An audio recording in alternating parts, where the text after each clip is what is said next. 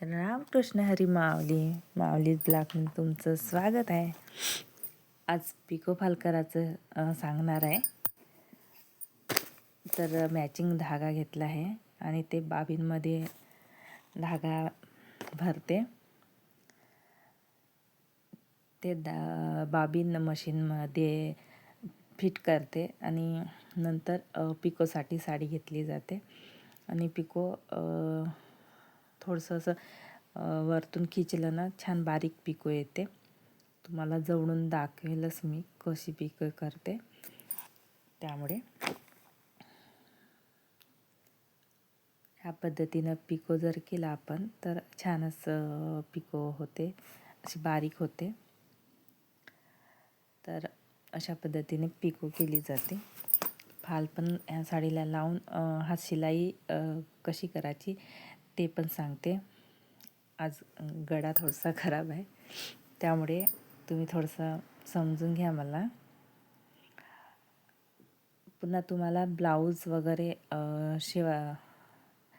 शिकवलेलं तुम्हाला आवडेल का ते पण कमेंटमध्ये सांगा.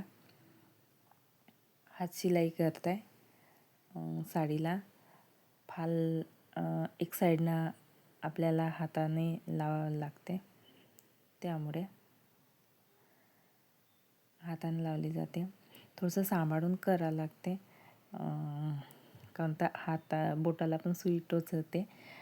त्यामुळे हे हात शिलाई करायला 15-20 मिनटं जाते कोणाचे असेल, कारण तर हात शिलाई करायसाठी वेळच लागते. त्यामुळे तरी पण आमच्याकडे 60 रुपयेच घेतले जाते पिको फॉलचे. फालला वॉश करा, धुवा, नंतर लावा, नंतर मग हात शिलाई करा. खूप किचकट काम आहे, तरी पण 60 रुपये द्यासाठी सुद्धा कस्टमर खूप हे करते का इतके घेता म्हणून. पण तेवढे तर घ्यावंच लागते, कारण तो मेहनतही खूप आहे ह्याच्यामध्ये. मी अशा पद्धतीने साडीला फाल लावते. नंतर शेवट त्याची गाठ पाडते धाग्याची, कोणता धागा निघाला नाही पाहिजे लवकर म्हणून. अशा पद्धतीनं झाली आहे पूर्ण साडीला फाल लावून.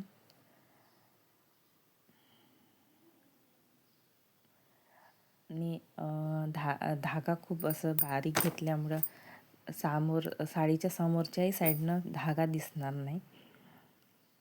मॅचिंग धागा असल्यामुळे तर बिलकुलच दिसणार नाही.